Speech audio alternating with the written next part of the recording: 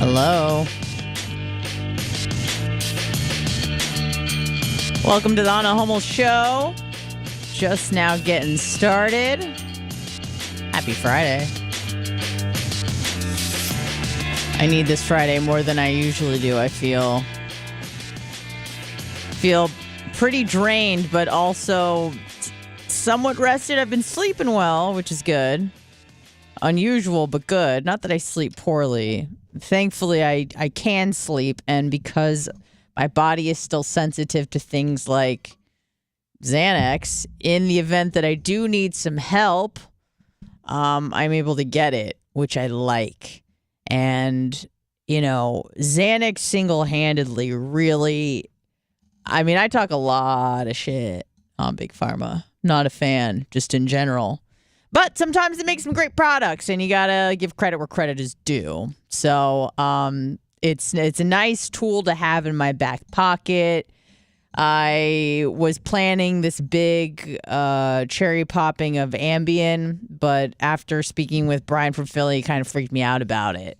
So we're just going to put that on the back burner and just stick with what I know for now. And if I feel like I want to do a little experimentation with Ambien at a later date, we can do that. But not right now. Been doing a lot of jujitsu, you know, despite the fact that I don't know anything about sports. I feel like I play the most sports of anyone here, which is ironic. I wonder if those two things are inversely related. Maybe not. But it seems like the people that I know that are like the most involved, well, maybe it's just because they're involved in their own sports and their own thing that they don't have time to be consumed with other sports, the sports of the people, of the masses. But been doing a lot of jujitsu and been taking private lessons with the one and only Rob Kahn, which is insane. And thank you to Scout and Big Gulp for kind of getting that party started. They were kind enough, and I think I opened their gift to Bubba 199 during BARP weekend this last year. Well, it was technically this year, but for BARP last year. And Rob and I connected, started taking a couple lessons, and then I was like, okay, I did my chair, like that's it.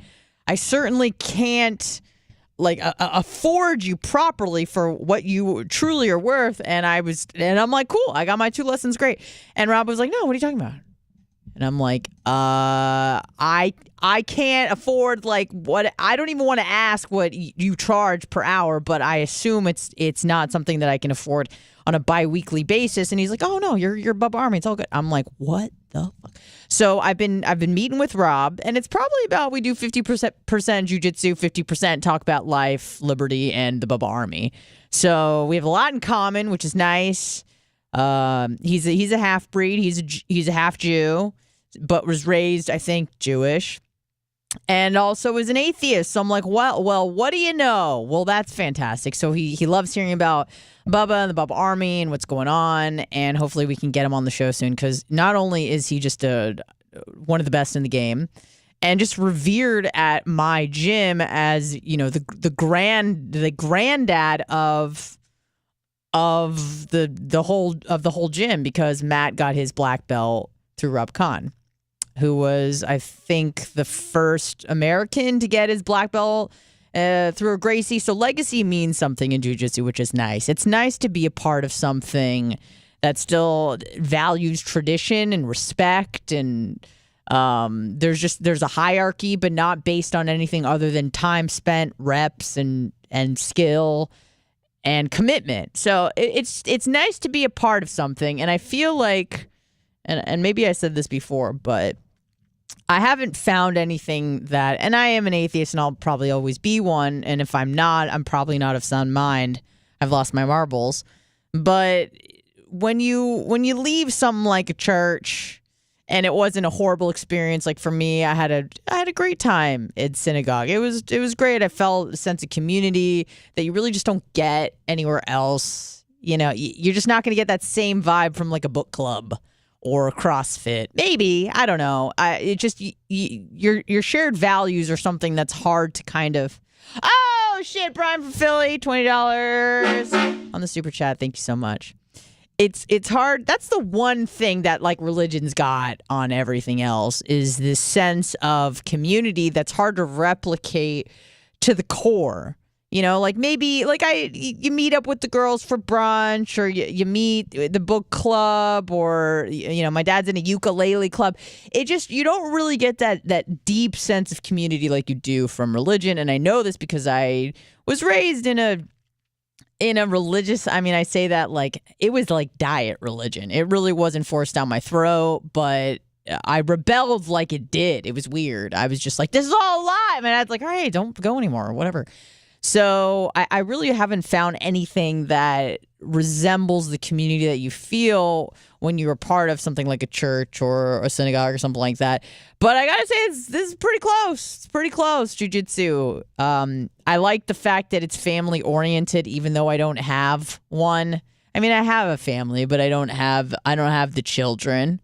And it's really cool to see kids and their parents and everyone's doing jiu-jitsu, and it's just a big community feel. You get to know these people on somewhat of a really deep level when you see them 3-4 times a week, every week for sometimes a decade, and you're really in the trenches together. It's maybe not quite like a fraternity or like war, but you are really going through hard things and learning things like being comfortable, being uncomfortable, staying calm under pressure, humiliation, at least for me, a lot of humiliation, sometimes shame, and going through it with your team, with your cohort. So you get close to these people pretty quickly. And then also the sport in and of itself, which is kind of a unique thing about jiu-jitsu, is it's really intimate. Like, really, it's like, hi, what's your name? Oh, your balls are in my face. Like, crazy. This isn't, you just touched my, you poked my boob back. That's cool. Hey, I'm in a gi, so it's fine. No one's going to call the cops on you or anything. So you just feel this deep sense of community with these people, and they know what you're going through. They know what it feels like when someone, does the what time is it grip to your face, and that level of just sheer pain of fear when you're just getting swept over and you got no arms. Like, there's times where I'm literally flying in the air because someone just grab my arms and I'm somewhat standing and they just kick my hips, and I tumble over them, and all I think is just tuck your neck and use your feet to land. But it's frightening, and sometimes people see this happen. They laugh at you, whatever the case may be. They don't really laugh, maybe a little bit when it's funny, but it is truly something special. And I've been taking these lessons from Rob Kahn, which of course activates my Jew guilt. As grateful and guilt is like with the Jewish person with my level of neuroses, is such a fine line where you're so grateful, you're grateful, you give me a little too much, now I feel guilty. Now I don't want it anymore. Get it away from me. I feel guilty. I feel indebted to you. I hate the feeling of feeling indebted to people. I can't just, even with the Bubba Army, when you guys give and give, and I'm just like, oh my God, stop. But don't stop, because it's, food on the table for me. But I just feel guilty. And I don't, even though I haven't been to synagogue in almost 2 decades, just the guilt is just in my blood, where I'm like, it's too much. You're so kind. And especially when I don't feel like I have anything to reciprocate. Where here I do a little bit. You guys tune in, I offer you a distraction or whatever throughout the day. You get to know me. Some of you like me, most of you hate me, but it gives you something to think about other than your own shitty life. So you're welcome for that. But when it comes to things like with Rob Kahn, who's like doing this pro bono, I'm just like, am I gonna have to bake you brownies every day? Like, I don't know. I want to get rid of this guilt. But sometimes you just have to tell yourself, just to accept it and say thank you and be grateful, and, tell them every single time that you don't have to do this. There's no expectation. No one's going to think you're an asshole if you decide, I would rather spend my time with a paying customer. So there's that aspect. And also, I'm like not competing. So it's like, oh my God, what a brilliant mind is spent on some like schlub like me who is just wants to learn something new. I'm not going to be in the UFC. I don't even want to compete at all. 0%. It terrifies me because I feel like when people compete in at least jujitsu or anything like that where there's combative whatever. It's you treat it like you treat a porta potty, if that makes sense. And let me explain. So like in a bathroom that's your own or a bathroom that you frequent, you make sure you clean up afterwards. You make sure that everything's maybe wiped down or that it's just well manicured because maybe it's a shared space like at work or it's your home space and you don't want it to be disgusting. But when you go into a porta potty that you're never going to see or be in again, some people they shit on the wall. There's excrement in places that defies the laws of physics. You're like, how did that get up there? I don't know. There's jizz everywhere. It's disgusting. It's insane. How did that happen? And I feel like that's how you get treated.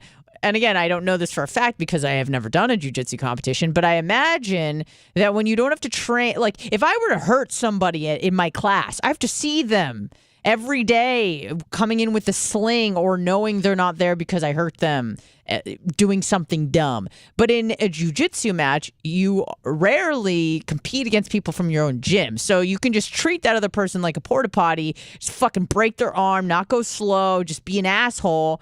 And then whatever, dude, never going to see him again. I don't have to see you with your fucked up knee 3 times a week limping around. So out of sight, out of mind, I don't care. So that's one of the reasons, the main reason why I don't want to compete. Oh, shit, Neil Mount Plaisir, $19.99 a bitch ain't one. Rob Wagner, $20. Intermittent fasting. Oh, I'm so glad that it is working so well for so many people. I got an email yesterday. And I get messages all the time from people, and it makes me really happy. I'm not going to talk about it endlessly. It is a big part of my life. I'm trying to learn as much as I can about it because I feel like on some level maybe I was slightly misinformed about some things. But listen, it's working. I think it mostly has to do with caloric restriction is what I'm learning. Maybe the magic of the insulin deal wasn't as aggressive as I thought is what I'm kind of learning. But it's working. And I think, and I was listening to for those that know who Peter Attia is, who are in the longevity game as much as I am. I'm sure that's zero of you. But if you're at all interested in anything health, metabolism, exercise, nutrition related, I highly recommend Peter Attia. He is phenomenal. He's the best in the game. He has this demeanor about him where I just trust him. Like I trust that he's done his due diligence. He was a resident surgeon and also done just like crazy shit. He was a surgeon and now I think he has this lab where he works with people obviously to improve their health and longevity. He's in the health space, lifespan, all that sort of stuff. He's fantastic. I listen to him a lot. And he was talking about fasting yesterday because obviously, and he said something interesting about fasting, which is that when you do an extended fast, and it doesn't have to be that long, but even if you just say more than a day, 2 days maybe, just you going through that and learning to sit with your discomfort or just knowing that you can get through a few days and you're not going to die. Like just knowing that. And even though you know it upstairs, right? Like I know I could go 5 days without food, but you don't really emotionally know that. Like it doesn't connect emotionally until you do it. I'm not saying you have to do 5 days, but for me too, right? I couldn't even go 12 hours before I started working here. So once you start pushing it, and I am not suggesting you do extended fast frequently all the time. I'm not suggesting that. I'm barely educated in it. I have a bachelor's and I'm just a grad school dropout. So please don't listen to me. But just when you do something that kind of pushes your limits a little bit, or your comfort zone, I should say, just knowing that you were able to do it, it kind of puts your mind at ease a little bit. So in the event, say you'd go you do a 3-day fast, water only fast, right? Then a month later, when you're pretty hungry and you have to wait a few hours for lunch, you're like, well, shit, I did a 72-hour fast. I know I can wait 3 more hours. Like, knowing that gives you peace of mind. I don't know. It's good to push yourself, I think. But in that same breath, I'm fucking done pushing myself because I feel like I've just been on a kick of torturing myself lately, whether it comes to getting in a cold plunge, the VO2 max. Those by far I didn't like either of those, to be honest with you. VO2 max thing, I for some reason I thought I would have done better. I thought I was going to get more time to like warm up. It was a great experience, and I was totally nerding out, which was awesome, just bombarding this poor little Lithuanian doctor with questions. But he seemed to be pretty excited to have me there and didn't mind that I was just going off, nerding out, looking at all the equipment, asking all the questions. So, but I think I need to take a break from that. I'm exhausted. After I was done with that, I'm like, okay, we're done. No more scans for a while. No more excessive blood tests. No more cold plunge. No more VO2 max. Let's just try to chill and maintain. I'm healthy. I know I'm healthy. Everything's been verified.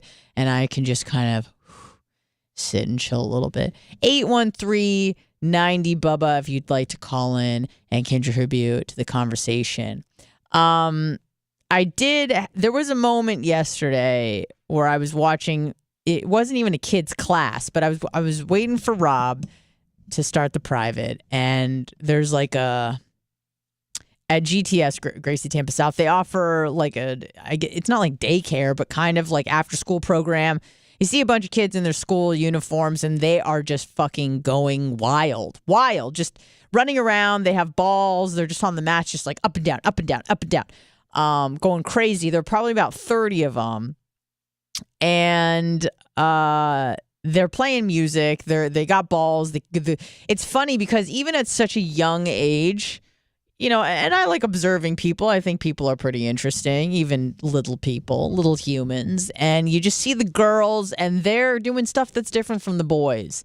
They're making up dances. They're choreographing dances and shit. And I know that because I did that. They're doing the splits, or think they're doing the splits, doing like cheerleading shit. They're not cheerleaders. And the little boys are just running around with the ball, throwing them at each other's heads, just going crazy, going wild.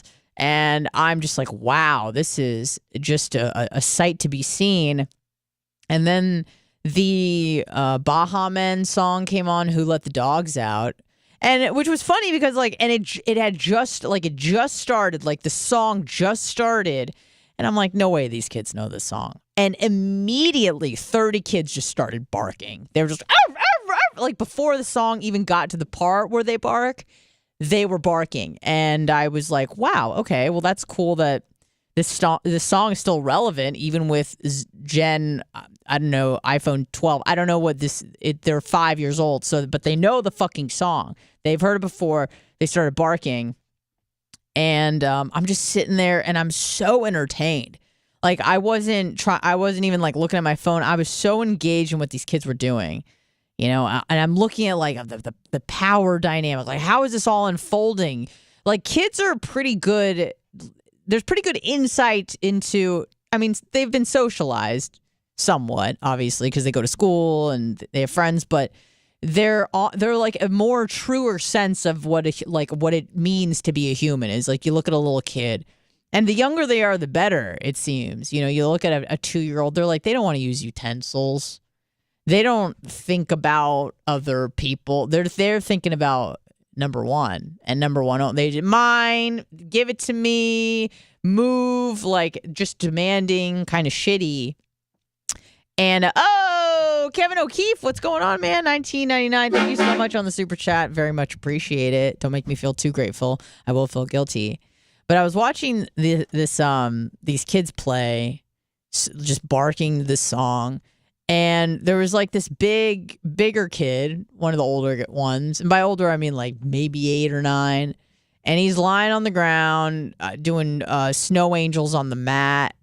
And this little kid just gets on his back. He was belly down, actually. Gets on his back and just starts like surfing him, I guess, is the best way to describe what was happening. And like wouldn't get off. He was just like surfing this kid.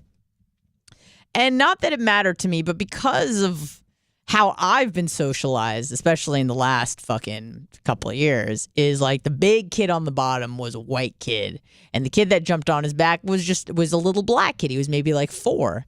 Now, I feel like at that age, they're not even registering it. They don't even care. So, the big white kid is like, dude, get off my back. You're surfing me. I can't. Oh, Mike Thurman, love the jujitsu. $49.99. Stop it, guys. Don't stop. Keep going. And so this white kid is getting body surfed by this little black kid. And he's had quite enough, it seems. So he gets the kid off of him. He does this move almost like you would change a baby's diaper, where he takes the kid's on his back now. He takes his feet, he puts it over his head, okay? So his ass is just exposed. And he then decides, okay, well, I'm so big, I could hold both of his feet with one hand. So he pins this kid's feet to his face, essentially, and then with the other hand just starts pummeling him in the nuts. And I'm looking at this, and I'm just fucking laughing. And then there's like one of the coaches comes out, he's like, "Hey, Lucas, get your," like he starts screaming at him. I'm just fucking laughing. And what was so beautiful in that moment, because it was just a kid being shitty, but in my mind, I'm like, yo, you better cut that out, because that is a hate crime right there. In my mind, I'm like, black on white crime. It's just kids being kids, man. And so this kid gets in trouble because he was punching this other kid in the nuts. He can't do that. And so obviously there's a lot of reflection in terms of, having children of my own, which is not the plan. But you go, is this something I would like to be a part of? And it's like, no, probably not. Probably fucking not. Hello, who's this? I called in last Friday to ask you about Colorado Springs before I flew out there, and you sniped me. Well, I had to, because I unfortunately talked too long the week before, and Brian from Philly had donated $100 to snipe your ass, so I do apologize. Well, we don't have long this conversation, because he's probably going to do it again. Okay. Anyway, Colorado Springs the views were nice, the food was amazing, but that whole town is a shithole. I never made it to the downtown area. Is that there's so many homeless people? It's unbelievable. Well, that's like Denver, ridiculous. Yeah, it was bad. But I had fun out there. I got to party with the Dropout King. So that's fantastic. And did you go out there specifically to go to that show? Yeah. Really? Yeah, I flew out on Saturday. Okay. And the show was Sunday, and then I came back Monday. That's insane. And you went by yourself? Yeah, I couldn't. Any of my friends that could afford to go couldn't get off work, and any of the ones that could get off work couldn't afford to go. Yeah. Well, I'm glad you had a good time. Yeah, that was super cool. I just went by myself. All right, but Colorado Springs is a shithole. I didn't know that. I just went to the Pikes Peak deal in the Garden of the Gods. Pikes Peak too. Okay. Yeah, I did that. It was too windy. We couldn't. I was going to ask if it was snowing. Do No. It was. I was able to get 11,000 feet up, but they had the last, 7 or 9 miles or whatever. They had that closed because the winds were above 50 miles an hour. Brian from Philly gives $5. He said no snipe today. So we'll still give the horn, but we'll allow you to talk some more. Well, that's cool. I can't believe you went out there for a show. Yeah. That was the closest they were coming with Hannibal, because I wanted to see Hannibal as well, which is the headliner. I don't know what Hannibal is. Hannibal was the when Dropout Kings was there was that Japanese female metal band. Oh, that's right. He played like a minute and a half of one of their songs. I got you. They were the headliners, so they were working their way from like New York to L.A., like going diagonal across the U.S. So they weren't coming anywhere close to Florida. Right. And Colorado Springs was the closest place they were that I could easily get plane tickets to with the Dropout Kings. I wanted to see both of them. Well, I'm glad it was a great show. It looked like you got a party with the band, and that was cool. How many people were at the show, roughly? It was a small venue, maybe 300 to 400. Okay. Sometimes those are the best shows where it's kind of intimate. It wasn't like an arena or an amphitheater or anything. It was like it was like a small little metal bar that was 2 miles away from downtown Springs. Good. It's called Black Sheep if you want to look up pictures of it. The bar name was called Black Sheep. Okay. But it was a pretty cool place. Nice. So, all right. Well, I'm Colorado's not going to too long. Brian from Philly. Thank you, buddy. He allowed you to talk today. All right. Have a good one, man. Have a great weekend. 813-90 Bubba. When I got my VO2 max tested, it had been the first time I'd been on a college campus in a long time. And I had a backpack on, so I kind of like, I didn't like look like a student, but like kind of like I was there for learning or academic purposes. And holy fucking shit. I feel like at this age, I'm 36 for reference, you're on the precipice of, I'm on the precipice of something. I don't know what it is, but I used to feel like if I went on a college campus, like I could blend better. But maybe I'm just, I am old. I'm fucking, and again, I know a lot of people are older than me and whatever, but there's a certain point I feel like, especially as a female, where you're like, can I pull this off? Like in my mind, I'm like, I'm young. Like I do everything I did when I was in my 20s. Nothing's really changed in that regard in terms of like, I don't have limited mobility but I understand how senescence work, and because I'm in pretty good shape, and not for any genetic reasons, but I just try hard and I like to stay active. But you don't really like notice the changes very much. So it's not like, oh, in my 20s I was a world-class gymnast and now I'm fucking fat as shit and I don't do anything. That's not the case in my life. So I still feel pretty young and, somewhat virile, but when I was on the campus and I felt like I was playing a student with my little backpack and running around, but the feeling of I'm sticking out now. I look old. And when I went into the lab I got lost for a good half hour because I went to every fucking wrong building because every person I asked where to go sent me to the wrong place. So I was just hopping around the University of Tampa in all the wrong places, and then finally get into the right place. And I walk into this lab, and it's just a bunch of kids that are probably between 18 and 20, 21 maybe. And I'm like, wow, okay, yep, it's different now. It feels different. Because if you were to ask me, like, how old do you feel? I'm like, fucking 20s, I feel young. But then when you actually interact with people in their 20s, especially like early 20s, I'm like, oh, whoa, we're on different fucking planets. Not that I mind it. It's like I don't have the same interests as I did when I was that age, but it's just, it feels sad. Like I feel like I'm just like waving goodbye to my youth. Not that you even want to do the same things you did when you were young. I don't know. Am I alone in this where I'm like missing?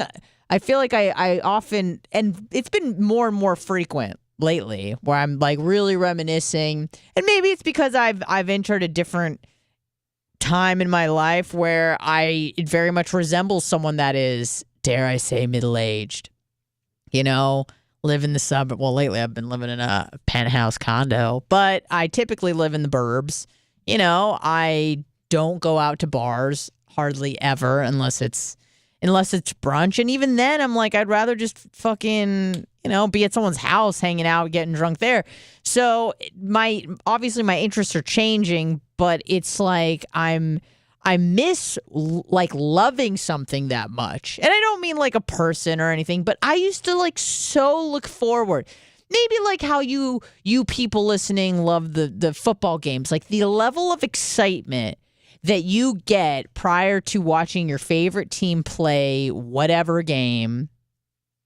That level of excitement I feel I had when it came to going out. Not every time, but a lot of times, like if I hadn't gone out in a while, which would have been maybe a couple weeks, I would get so fucking amped. And the getting ready process and like going to the gym beforehand, and not that I would do like mini diets or cuts, but like a few days before I'd like really try to dial it in just to feel good. I know I didn't really look that different, but you try to dial it in. You've got your outfit all picked out. You're like just so fucking excited to go downtown. I don't know. And it was something that I could always rely on that would give me that sense of excitement, like almost every time. Almost every time. I mean, when I was going out in college, maybe not because it was 3 times a week full on for 4 years. It was a bit much, some would say. But when I entered post-college life, every time I went out, I was so fucking excited just to be out, to be dancing, to like feel and look good and all that sort of stuff. And now it's a chore. So I'm like, fuck, is there anything that's going to get me like that level of excitement anymore? I don't know. And it's like, why am I missing something I don't even want to relive? Like, this is just weird. What is going on? 813-90 Bubba. So I don't know what it is. And I don't want to be so focused on like missing that part of my life that when I enter a new stage of life that I'm like, fuck, I wish I would have lived more in the present in my 30s doing all that stuff. Because now as you get older, I know things change. You get I don't want to say less mobile. I still want to be mobile, but you're just not going to have, I hear people in their 50s talk and people who are in great shape in their 50s talk, and they're just like, it's just not the same as it was in my 20s and 30s. I'm like, oh shit, I'm still maybe in the tailor end of my prime when it comes to my physical ability. Probably not. But so anyways, that just goes to say that I don't know what's going on with me. I don't know why I'm missing something I don't even really want anymore. And I wish that certain things still brought me the same level of joy, but they don't. I think a lot of it has to do, well, a few things. Age is obviously number one, but being in a relationship, it just ain't the same, because when you were single, not that I was going out blasting dudes all the time, I certainly was not, but there was always like the potential you could meet somebody, right? Like it was the excitement of like, maybe I meet someone tonight. Or you have like a flirtatious exchange, or the best, especially when I was like, in my early to mid 20s, was probably at my hottest. I was just, maybe you meet somebody and they're like, hey, come up to our table. Like, I'm like, fuck. You guys know how much I love free shit, and to be at someone's table and they're just like feeding you free shit, and you see these other assholes paying $20 for a drink, or, $35, $40 for a round. I'm like, no, we don't do that sort of shit.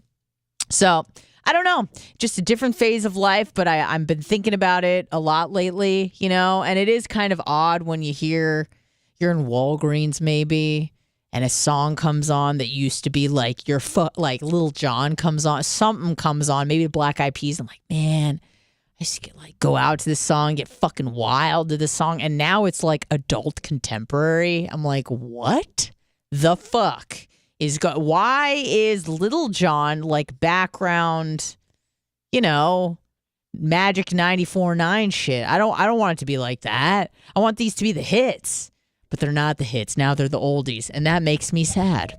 Hello, who's this? Brian from Brevard. Brian from Brevard, what's going on, man? Not much. Hey, I called a couple of months ago, give or take, and you were going to dabble in Ambien. Did you jump off that cliff? No, did you take any Ambien or no? It's funny you mentioned that right at the opening of this show. I talked about how I have not, because I was convinced otherwise by one Brian from Philly. Good. Oh, Henry! Brian from Brevard. Marco, it's just Henry, buddy. It's $20. Thank you so much, Henry. Appreciate you. I'm sorry. Go on. No, that's okay. No, I understand the concept of the show. Yeah. I also tried to. So you haven't taken any Ambien. And I tried to call. I think it was last week or sometime before when you had this flat earther guy on. Oh yeah. Oh my gosh. My dad was super mad about that. Are there people that really think that the Earth is flat, and they ought to be in some type of a medical facility? Because those are the people that go nuts. I don't know, man. I get it. Come on. That's like talking to somebody that says that they can, see ghosts walking around. Well, here's a lot of people believe in ghosts. Here's the thing. I'm less interested in that he's a flat earther and more interested into how he got there.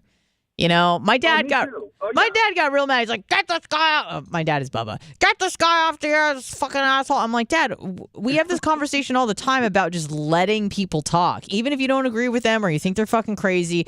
Like, this guy who called into the show isn't changing any minds and hearts. Like, it's not like you were a staunch sphere earther and then all of a sudden this guy calls in and you're like, oh my God, I'm throwing that all out the window. This guy knows what's up. Let people talk. If they want to spew racist shit, let them talk. If they want to spew misogynistic shit, let them talk. Like, who fucking cares? But I'm more interested into like how he got there. What were the series of events? And I don't know how much of that conversation you heard, but I was like, well, what about all the evidence of showing us that it is spherical in shape? And he's like, oh, it's all fake. I'm like, oh, okay, fair enough. Because you go, well, there's lots of evidence suggesting it is somewhat round in nature. And he goes, no, it's all fake. And I go, okay. Like, that's how that guy got there. But he got there through a series of just being fucking lied to.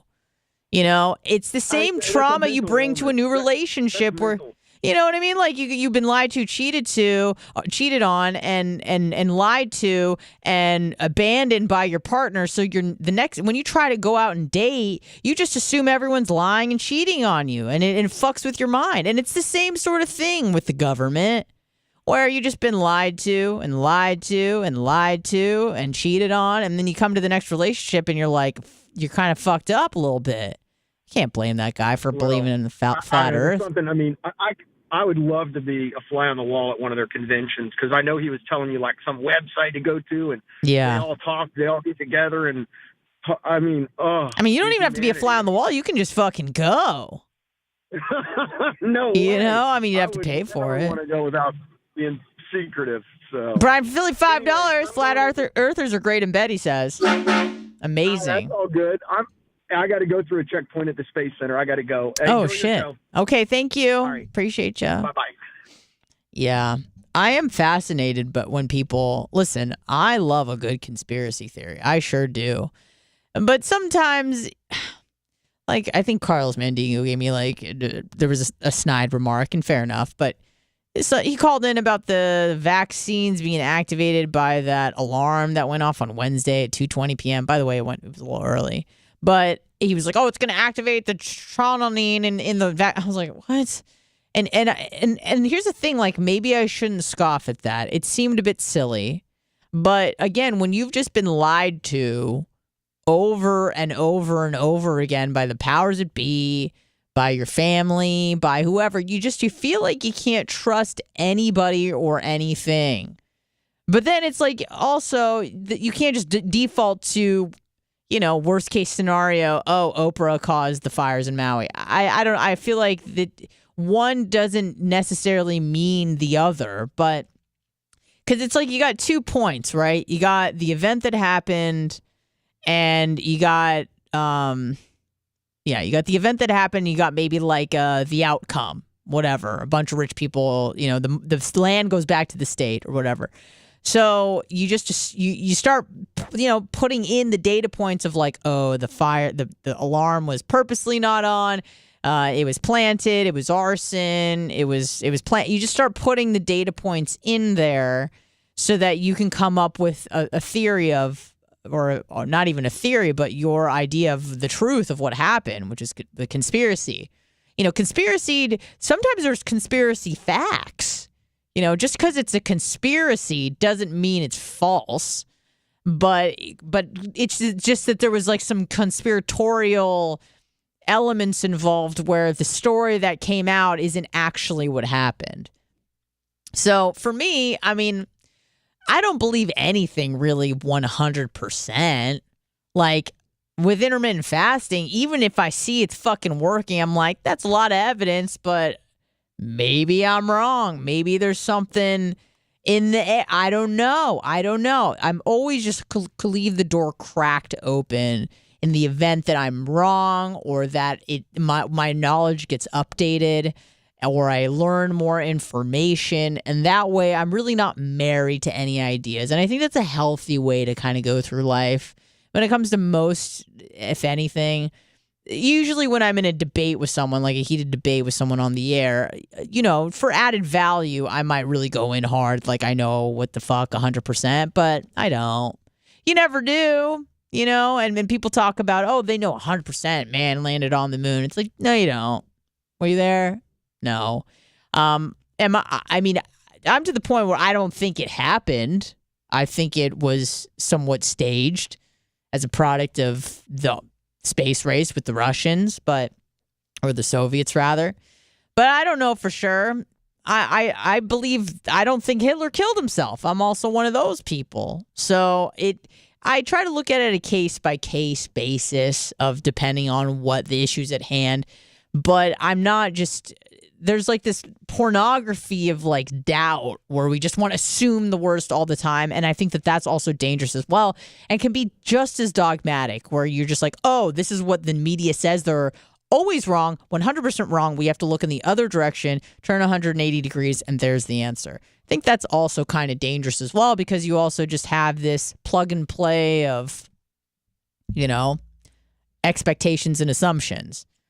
Because here, it's the man who cried wolf, or the boy who cried wolf, rather. I don't know if he identifies as such anymore, but I'm sure most of you are familiar with the story where, the government tells you something and they lie, and they tell you something and they lie, and they tell you something and they lie. So anytime they try to tell you something, you're just like, you're a fucking liar. You lied to me so many fucking times. I don't believe anything you say. But as far as the vaccines with the ingredient that was somehow activated, I don't know. It seems a bit rich to me. But again, I don't know. And it's important to always end on that note, I think. Is when you're having a discussion with someone, you go, listen, I don't know, but I've done some research and this is what I think. This is what I fucking think about what's going on. Do I know for sure? No. 813-90-Bubba. I did want to talk about this because I wonder if many of you feel the same way about certain people, but there's this girl at jiu-jitsu, right? And I don't like her. I don't like her, and I really can't even tell you why. I don't know if there's people like that in your life where it's just a fucking gut feeling where you can't even really articulate what it is about. Like she does all the right things. Like she's cute, she's like friendly, but there's just something about it. And I remember I was having kind of like a Yenta moment with one of my friends at jiu-jitsu the other night. We talked probably for like 40 minutes after class about everything from the cartels and the weed business, siphoning off water in Northern California and how they're feeding the dispensaries over there. Whatever. We were talking about a lot of shit. And then we actually started talking about, people at the gym and like what we think of them and da-da-da. And I feel like and he's not like a new friend, but with people, you just got to go, the circle of trust thing, like you got to, whenever you're about to talk shit, you got to preface it with like, listen, I'm not trying to talk shit, which everyone knows is code for you're about to talk some shit. So it's one of those like, hey, I'm about to say some stuff that I would like just to be kept between us. And then it's not me really talking shit. It's us having a discussion. You gotta phrase it because then you don't want to be the person that's always running their mouth. You want to be someone who's kind of like dragged into running their mouth. And I kind of was because he asked a question about people. He's like, oh, what do you think about, so-and-so? And I go, I like look around. I'm like, do you want the honest truth? I'm not trying to talk shit. He goes, it's just us. I'm like, okay. So I told him, I'm like, I don't like her. And I don't know why, but something in my fucking gut, my intuition just goes off. And I'm like, I don't trust this bitch. I don't like spending time with this bitch. And then I started to think about it. I'm like, okay, maybe there are a few reasons. And I think it was like one bad experience. It's like it's like food aversion, right? Like if you have one bad experience with like peanut butter, maybe it's even your own fault. Like my mom had this thing where she was like starving one day and this is what like in her late teens, like went into the kitchen, like all she had was peanut butter. So she ate the whole jar and she got so sick and she hasn't had peanut butter in like 40 years. So it's kind of like that where just all you need is one bad experience to turn you off of someone forever. And maybe that's what I had. But I remember one day I was working with her. This was maybe like 2 years ago, like right when I started. And we are doing technique, which means you're not going full throttle on anything. You're just trying out moves with minimal force. like not trying to go hard. The other person is supposed to be not a wet noodle, but it's supposed to be like your dummy, like allow you to take the choke or the back or the arm. And they trust you enough where they think or hope you're not going to just rip their fucking arm off, because you're really not giving any sort of comparable resistance that, you're just like, take the arm. They could easily break it if they're being a fucking asshole, but, you just hope that they're not, because you're in this classroom together and you're going to see this person and, maybe they're even your friend. Well, this fucking bitch. I didn't know what an Ezekiel choke was. As far as I knew, Ezekiel was, I know there's some biblical reference, but I just thought it was bread. I was like, I just know Ezekiel bread. That's the only Ezekiel I know. So she's like, oh, let me show you the Ezekiel choke. And I'm like, okay. And most people, when they show me something, they go really slow. They're like, you're going to move your hand here. You're going to put your elbow here. You're going to put your knee here. Whatever the move is. This fucking bitch, man, she went so fucking hard in this choke. I mean, she basically like punched me in the throat, like with her fist, punched me in the fucking throat. Not precisely, but essentially. And I mean, to the point where I had a sore throat, like from the outside for almost a week. It like it felt like my throat was like I had been coughing for a month straight and I had like a sore throat. She gave me a sore throat for a week from like her demonstrating one move. Just like totally like really shitty stuff. So, that happened. And then there's just like a few other times where I think she just like went like a little too rough maybe. But then I'm like, am I just being a pussy? I mean, the sport, you're supposed to be, sport's supposed to be kind of violent. So, maybe it's just me, but I don't know. And then I observe people a lot, and every opportunity that this chick had to like get some male attention, like she takes it.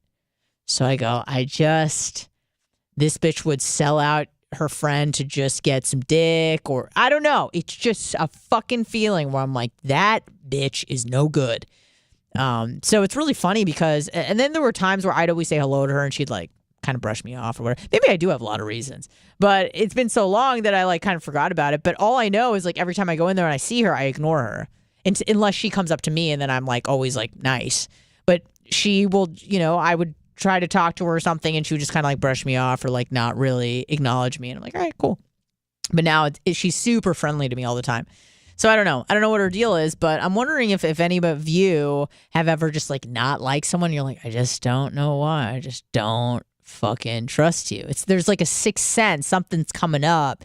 You feel uneasy about them, but you don't feel uneasy about them for no reason. But it's like almost like your gut is ahead of your brain, where you're just like, there's something I'm picking up on that you just don't seem trustworthy, and I can't place it.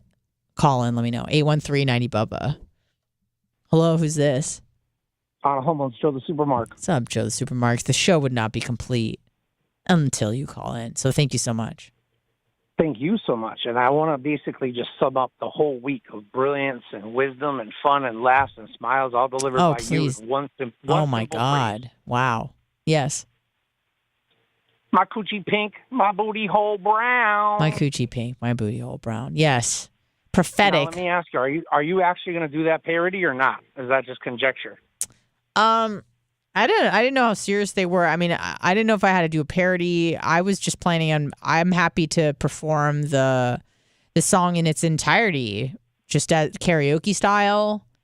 Okay. Yeah. I'm not really a parody writer, so I didn't know if they wanted me to change the lyrics, but I think the lyrics are perfect just the way that they are. I think you would agree. Yeah, and the fun in that was actually earlier in the day, like an hour or two before that in the chat, I said, man, I'd really like to hear Anna Hummel take a crack at doing a parody song. Yeah. About Stanley doing his thing and whatnot. Mm-hmm. So I was just thinking, man, if you just even did, because Dr. Dan took a crack at it, Babyface is just freestyling and doing some random stuff. And Mm-hmm. I don't know. I just like when you do stuff like the soaking in the tub or the running on the gimmick with the mask on. Like all that stuff is just cool. So I can't wait to see what you do next. Thank you. Yeah, well, getting back to tell me. Yeah, go ahead. No, go ahead. Oh, I want to tell you what you want to hear about these people that we feel like there's just some uneasy feeling about it. Yeah, you just feel uneasy and you can't really place it. I want to tell you who I feel that way about. It's every nurse that I've encountered since I've been in this whole hospital bed predicament and all that. Okay. For some reason, I had some really bad experiences in the hospital and the rehab facilities. So now all the visiting nurses that come, I just can't stand. I just cringe as soon as they walk into my apartment. I'm so angry. I'm just on edge, and they're like tippy-toeing around and walking on eggshells, and that pissed me off. But they always do. And I'm gonna tell you, this is what I wanted to tell you. But I don't know, you won't believe this. Okay. But I'm gonna tell you, it's the Holy Spirit. That's what it is. I know people say conscience. They go, "Oh, that's just my conscience." But to me, the almost sixth sense that you're talking about, that you feel, I believe that's God talking directly to me through the Holy Spirit, telling me who I can and can't trust. I know in advance. I know so many things in advance, and you'll think I'm crazy, and everybody listening will think this guy's just a lunatic. But realistically, God tells me things. Does God talk to everybody? God will talk to everybody, but people just have to know how to listen. He's not going to talk to you in an outward voice. Maybe you should speak a little louder. Like, hey, Anna Hummel, this is God. But why not? Why fucking not? Why do I have to read through the lines and try to listen carefully and the rustling of the trees? It's not that complicated. It's not that complicated. Okay, God will talk to you in a whisper, but you have to know how to listen to him, and you want to have to hear him. And when you do, you won't hear it as God. You'll hear it as just a thought in your head. But that thought in your head is coming from God. All of my thoughts are coming from God, because that is disturbing. If God is having my thoughts, then we should not be worshiping God, because I got some fucked up thoughts. Well, I have the most fucked up thoughts of anybody. So your thoughts are God's thoughts? Because that's probably disgusting.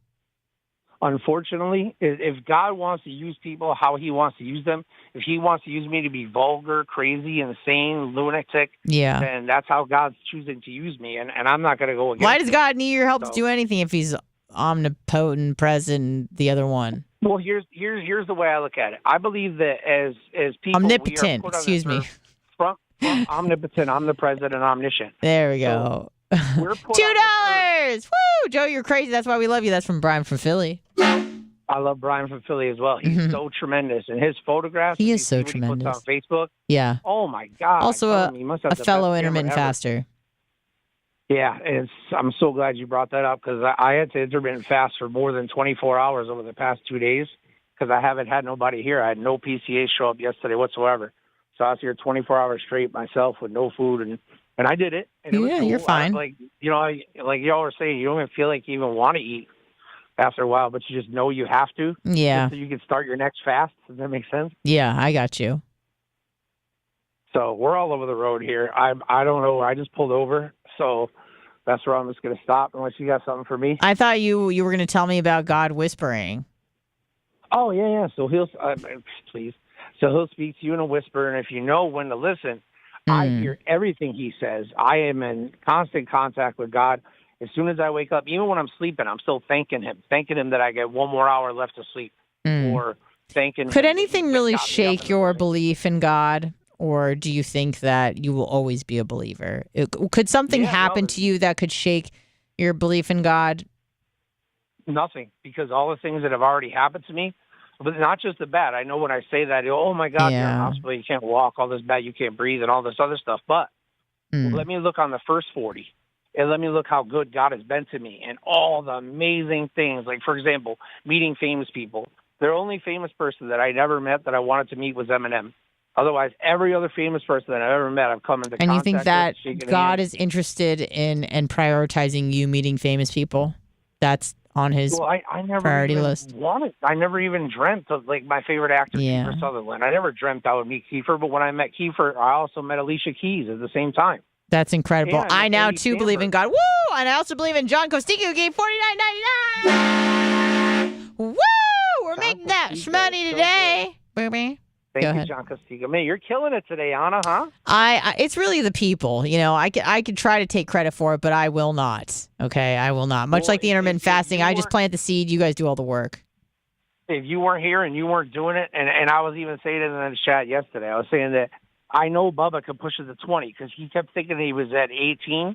But if you do the math from 12 p.m. to 7 a.m., that's 19. So if all I was you telling do him it is was just let 19. ride till Yeah. 8, instead of eating at 7, just eat at 8 a.m. Yeah, he was he'll talking have about his doing 20 that. hours. Yeah, he was talking about. Did you hear him when you said in chat that you've fasted 24 hours? He said, "quote How does that even make sense? There's only 24 hours in a day." Did you catch that? Yeah, I think that was a few days ago, but it was hilarious. and that was funny. But what made it funnier, because I played it back for my PCA, Yeah. is your laughter. When you were laughing on it, and then Dan threw in his little thing. Yeah. And then even the day after, when Dan brought up Fremunda cheese, Bubba Yeah, he was so expounded on mad. Yeah, we've had some really, really, really funny things that if you notice, Bubba's brought up twice over the past 2 days. My box of cassette tapes. Mm-hmm. I don't know if you know about that, but I used to record every single Bubba show from the early 2000s. I believe it. Regular cassette tapes, and I would edit out the commercials, and I would just have everything in complete segments. I would make sure that I used one side of the tape so I didn't have a flip in between segments and everything. And I wrote down every single thing that was on that, and I had over 500 tapes.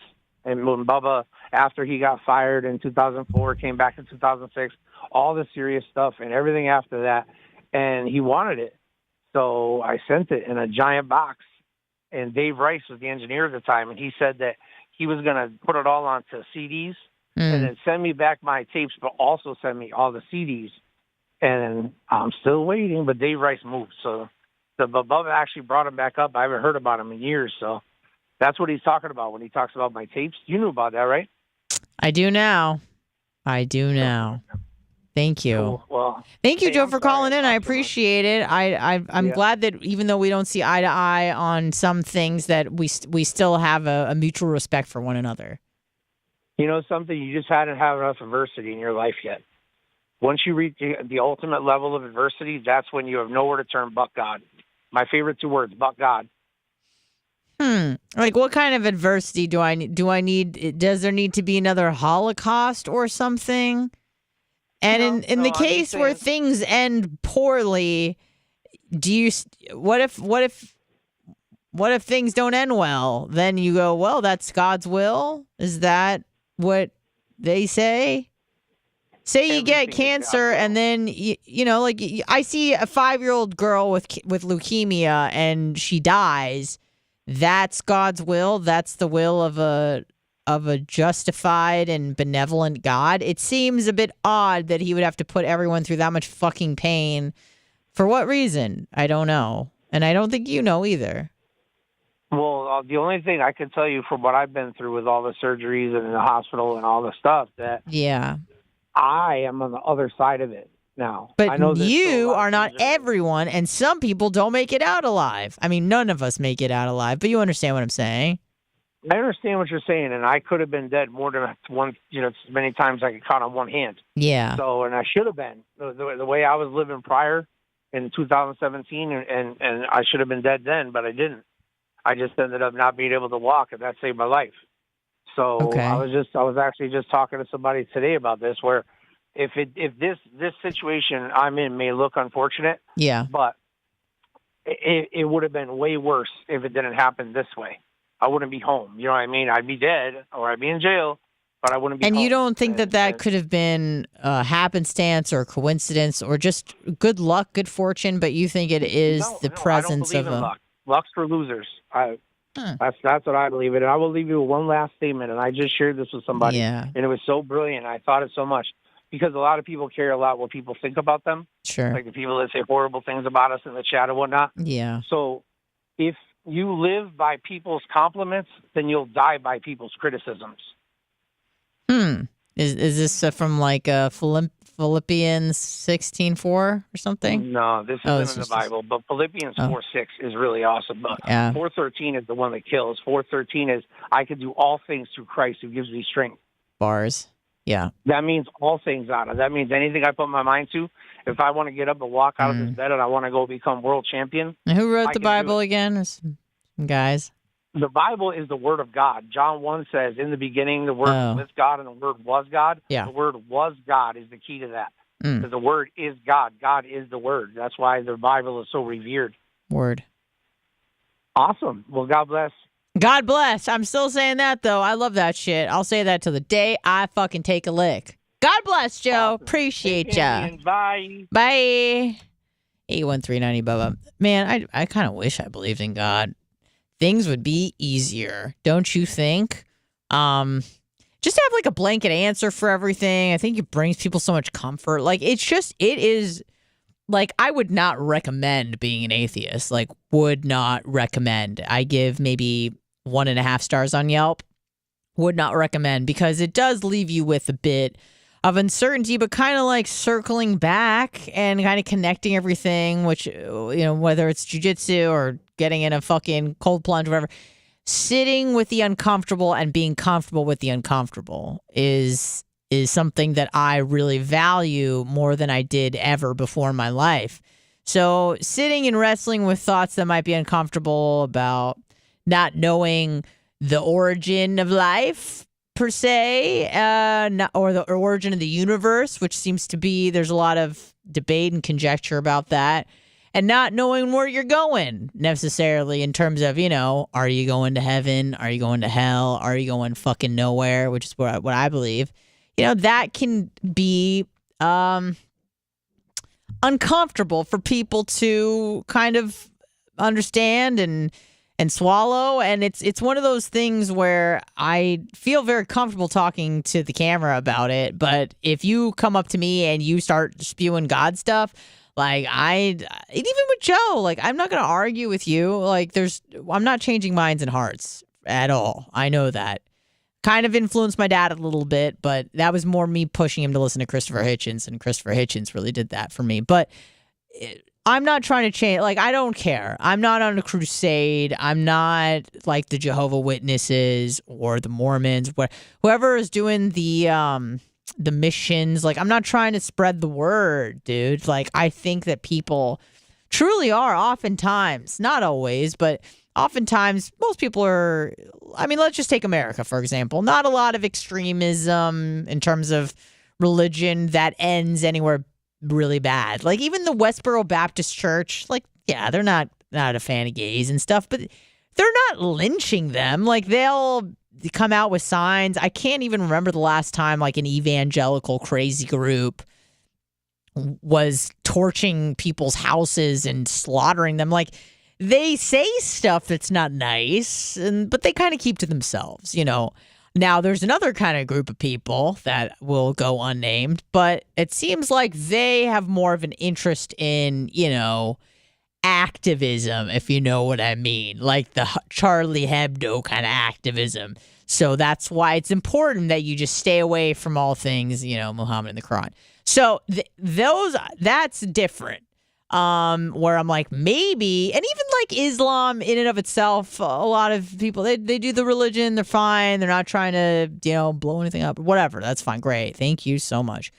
But with most Christians, say, in the States, like, it's pretty benign, unless you get fucked by your priest, which isn't benign at all, it's bad, that's super bad, but whatever, that's that. I'm not saying that. I'm not going to blame Jesus for that one, okay? That's like a fucked up, institutionalized deal. But I think most Christians that believe in God, they like the way that it makes them feel. And who the fuck am I to tell them not to do that? I would talk to my mom and my grandma about it. My bubby, who's no longer with us, but my bubby died at the age of 94. I remember asking her, it must have been within a year or two of her death, Bubby, do you believe in God? No, because I'm like watching her eat bacon, and she's like this old Jewish woman. She don't give a fuck. And she's like, I don't know, Anna. I'm like, all right, but you do, like, she's really involved with her synagogue, and she was involved with the Jewish Veterans of America. Like, she was doing all the Jew stuff, and I'm like, yo, Bubby. And you'll hear me used to call Bubba Bubby sometimes, like it's just a slip. But it means grandmother in Yiddish. I go, Bubby, do you believe in God? She goes, I don't know, Anna. She's like, I like being Jewish. She's like, I like the way it makes me feel. I like the culture. I'm like, clearly not too much because you're having a fucking BLT right now, but whatever. She just liked the way it made her feel. And so she would just kind of engage, like I was talking about before, sense of community, a sense of just kind of like peace with things. there is this kind of like this sensation that takes over you that I haven't felt in years, but did. I mean, some would say like, oh, it's the rapture or whatever, but like you'd be in synagogue and you're saying these ancient prayers and you don't really know what the fuck you're saying. You memorized them, but there are a bunch of words you don't know. But Baruch atah Adonai, you just, they start spewing it out and amen. And it just all feels very like you're going deep into the traditions of your people. Like it's like fucking deep shit. And you feel that, you really do. And I'm not going to say that it's not real because you're emotionally moved by that. You feel in touch with something. You feel like there's something greater than you. Like you certainly feel those feelings. Now, I just don't believe that that's God. I mean, you can feel lots of things. Doesn't mean it's real. It just means that there's some activity, brain activity. It means you're alive and you feel something that gives you chills or, but I mean, I get chills from watching, a McDonald's commercial during the Olympics. Can make me cry. Like whatever, anything can move you if we allow it to. So, but life was easier. Not that I was always questioning shit. Don't get me wrong. Trust me, I was always like, I don't believe a goddamn thing. But there was this underlying sense that there is a God and I'm part of something that's bigger than me. And to walk away from that, I mean, it honestly wasn't really hard because I really wasn't deep in the hole in terms of Judaism. Like, again, it was pretty reformed diet form of Judaism in my family. So, but to vehemently walk away from that religion, pretty much every other one, was like, it's kind of like a big step in a young person's life to be like, fuck God. So, that took a little bit of courage, I guess, to kind of fully walk away and not look back. Didn't get struck by lightning. I'm totally fine for the record. But yeah, that void, say, hasn't been replaced. Like it had. It's just I don't want to say like you become colder and like less compassionate in that way, but it's just it's something that you go, okay, well, it's just not something I can really feel. And maybe you feel it when you're in nature, or you're at the beach and you're watching something beautiful, or it's a stunning landscape and you're just like taken back by, when we were in the Rockies in Denver and you're just like, wow, this is just impressive that this is created. And I feel so small and I feel like I'm part of something bigger than just this little tiny insignificant being that is me. So in that way, I felt you can feel moved, but that's hard to kind of recreate on a daily basis. And on some level, when I hear religious people talk, I'm like envious of that to some degree. Like am and am not. Like I wish I could just believe, but I feel like I took the red pill and I can't take the blue pill anymore. It's just gone. So it is what it is. 813-90 Bubba. Hello, who's this? Hey, Anna, it's Steve out in BC, Canada. Steve-O in BC, Canada. Thank you so much for calling in and listening. What can I help you with today? I've been loyal Bubba Army now for 20 some years, and it's a real honor to talk to you. Oh my God, the honor is all mine. Truly, thank you for calling in. I wanted to call and let you know that for 5 weeks now, my wife and I have been doing intermittent fasting. Oh yes, and it's amazing. The difference. Good. Just she's done a lot of looking into it, and she's found it's helped with her menopausal symptoms. Good. And I've found that I've lost weight, and I just wanted to thank you because you brought it to the forefront. Awesome. What's your fasting regimen look like now?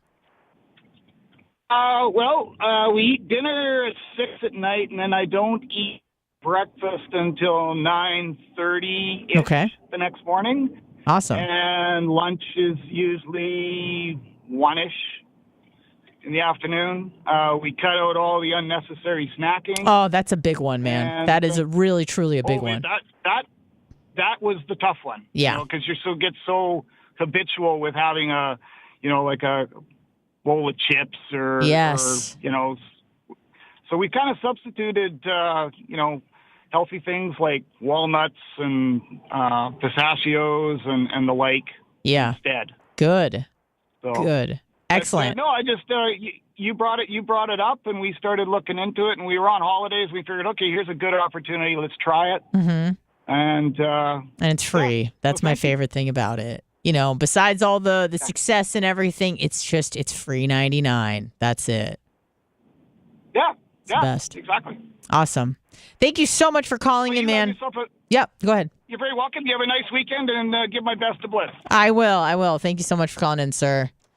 What a sweet Canadian man. That's fantastic. Yeah, talking about snacking really quick, and boy, do I like snacks, but they really, truly are a killer of progress. If you can, even if you don't intermittent fast, if you could just have defined meals and not snack all goddamn day.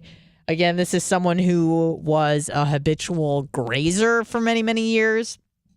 And I don't know if I was just able to pull it off because my metabolism or whatever, but when I hit my 30s, and started working here, and I was essentially snacking all day long, not really having truly defined meals, everything from just like a breakfast, a few, whatever, yogurt, and I would have like a wheat tortilla with peanut butter and a banana and whatever, and I was just having like snacks throughout the day, all day fucking long. Really took its toll. So I'm glad that me doing crazy amounts of research on this bullshit is helping people. That makes me happy. And it truly does, because obviously I want to see you guys healthy. That's good. But more than that is just, there's so much unnecessary suffering that, and much like the flat earther, I'm like, fuck the FDA, fuck the government, fuck the FTC, like, F everything that has to do with anybody telling you about how to get healthy, because those people are compromised because they are bought and paid for. And once I became aware of that, like truly, like, and I know a lot of people are like, yeah, you can't trust the government, but then like the Surgeon General comes on and they're like, oh, well, whatever he says, I mean, he's a doctor, sort of thing. I still kind of had remnants of that as well, where I was like, oh, yeah, they lie, but, it's a doctor. Like, why would the doctor be compromised? But once you really, and COVID illuminated this for a lot of people, but once you truly understood and understand how the system works, that people that like big pharma are using these figureheads, these doctors, because people like you and I believe experts because we didn't go to school. We don't know. That's why we pay doctors. We're like, listen, bitch, I didn't go to fucking medical school. You did. You got the info, and I trust your info because you're a doctor and you're here to help me, right? Wrong. Wrong again. Now, that's not to say you can't trust any doctor, but that's just to say that, like, when a doctor, any doctor, even Dr. Dan, like, I always do my due diligence where I do research on the back end. And especially when you see someone who is on TV and they're telling you the same thing over and over and over again about how you need to get the bam or whatever, you go, right. Who are you working with? Who are you doing research for? Why is it the case that this expert is saying one thing and another cardiologist, virologist, whatever, epidemiologist is saying the exact opposite thing, and you both are experts in your resident fields? How is that even possible when it comes to science, medicine, and everything thereafter? You would think that now there would be a consensus with all the information that we know. Here's the data. Let's look at the data, and it should be interpreted the same way as this works, this doesn't work, or we don't know, in those three categories. Something is A, something is B, or it's still up in the air, jury's still out on the matter. But when you have people who are both experts in the same field telling you the exact opposite thing, then you need to do the due diligence and do research on the back end. Always. Always, always, always. I don't give a fuck how much schooling they've had. There's maybe research they could have missed. Maybe they're, set in their ways and they've been doing it for the same way for the last 40 or 50 years. You don't know. And most importantly is who the fuck are paying? Where are these people getting their money from? Okay?